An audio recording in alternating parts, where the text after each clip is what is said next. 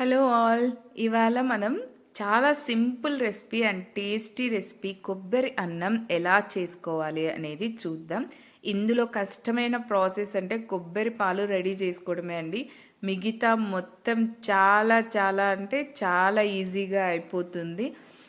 Lunch బాక్స్లలో కూడా super recipe. Especially పూజలు వ్రతాలు చేసుకున్నప్పుడు కూడా ఉల్లి వెల్లుల్లి లేకుండా చేస్తాం కాబట్టి హ్యాపీగా తీసుకోవచ్చు. మా ఇంట్లో అయితే ఈ కొబ్బరి అన్నం అందరికీ ఇష్టమే. ఎస్పెషల్లీ నాకు ఇంకొంచెం ఎక్కువ ఇష్టం. ఇది చేసిన రోజు ఒక 2 స్పూన్స్ ఎక్కువే తింటానన్నమాట. ఓకే, సో ఇప్పుడు మనం సింపుల్గా ఎలా ఈ కొబ్బరి అన్నం చేసుకోవాలి అనేది చూద్దాం. చాలా సింపుల్ ఇంగ్రీడియంట్స్తో చాలా ఈజీగా అయిపోయే రెసిపీ అండి ఇది. మెయిన్ ఇంగ్రీడియంట్స్ ఏంటంటే ఇలా ఫస్ట్ కొబ్బరి పాలను స్క్వీజ్ చేసి ఉంచుకుంటాం అనమాట. మిక్సీలో కొబ్బరి నీళ్ళు వేసి కొద్దిగా మిక్సీ పట్టి ఇలా ఒక కాటన్ క్లాత్లో వేసుకొని మిల్క్ స్క్వీజ్ చేసుకున్న తర్వాత ఆ మిల్క్తోనే ఎసురు పెట్టుకొని అన్నం ఉడికించుకోవాలి.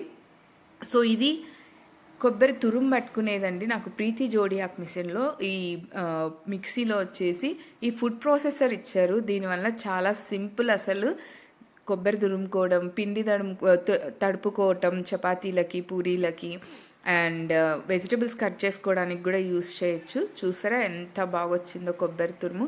ఈ మిక్సీ కొన్నప్పటి నుంచి అయితే నేను ఇలాగే గ్రేట్ చేసుకుంటున్నా. ఏం గ్రేట్ చేసుకోవాలన్నా ఈవెన్ క్యారెట్, ఆనియన్ వీటన్నిటిని కూడా ఇలాగే చేసుకుంటున్నా.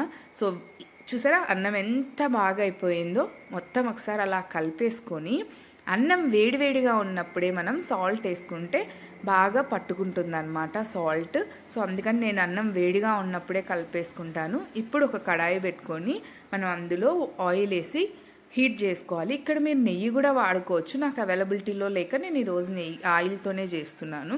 సో ఆయిల్ హీట్ ఎక్కాక ఆవాలు, జీలకర్ర, మినప్పప్పు, శనగపప్పు ఇవన్నీ వేయించుకోవాలి. బాగా వేసుకొని బాగా వేగితేనే మనకు టేస్ట్ బాగుంటుంది. తర్వాత పచ్చిమిర్చి, కరివేపాకు వేసుకొని పచ్చిమిర్చి బాగా కుక్ అయ్యేంత వరకు వేయించుకోవాలన్నమాట.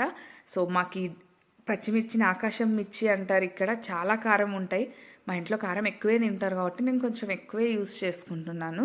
సో పచ్చిమిర్చి ఇలా ఉడికిన తర్వాత ఇక్కడ మనం కాజు బదులు కావాలంటే పల్లీలు కూడా యాడ్ చేసుకోవచ్చు. కాజు ప్లస్ మిరియాలు ఇవి స్కిప్ కూడా చేసుకోవచ్చు. మేము కొంచెం స్పైసీగా తింటాం కాబట్టి నేను మిరియాలు కూడా యాడ్ చేసుకుంటున్నాను.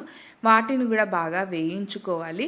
కొంచెం కాజు చేంజ్ అవ్వంగానే కలర్ నెక్స్ట్ వచ్చేసి మనం గ్రేట్ చేసుకున్న కోకోనట్ అంతా వేసేసుకుంటాం. కొబ్బరి మొత్తం వేసుకొని ఈ కొబ్బరి ఒక 3 to 4 మినిట్స్ లైట్గా వేయించుకోవాలన్నమాట.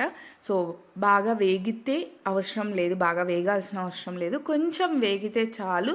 ఆ కమ్మదనం అలాగే ఉంటుంది. అన్నంలో కలుపుకున్నప్పుడు చాలా కమ్మగా బాగా తినబుద్ధి అవుతుంది. పిల్లలైతే ఎస్పెషల్లీ ఇంకా బాగా తింటారు దీన్ని.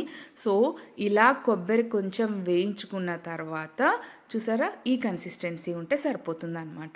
ఈ కొబ్బరిని తీసుకుపోయి మొత్తం అంతా చేసి పెట్టుకున్న దాన్ని మనం వేడి రైస్ పక్కకు పెట్టుకున్నాం కదా, ఆ రైస్లో కలిపేసుకోవాలన్నమాట. అంతే, కొబ్బరి అన్నం రెడీ అయిపోతుంది.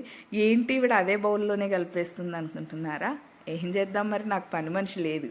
నా గిన్నెలన్నీ నేనే కడుక్కోవాలి కాబట్టి నేను ఉన్న దాంట్లోనే సర్దేస్తూ ఉంటానన్నమాట. సో దాంట్లోనే కలిపేసుకొని చూసారా మొత్తం కలిపేసుకున్న తర్వాత పొడి పొడిగా ఎంత బాగుంటుందో అన్నము. తింటే కూడా అంతే బాగుంటుంది. ఎమ్మి కొబ్బరి అన్నం రెడీ. సో ఇంకెవ్వరు లేరు ఇప్పుడు. హ్యాపీగా ఒక బౌల్లో పెట్టేసుకొని ఇప్పుడు దాన్ని పని పట్టేద్దాం. Bye bye.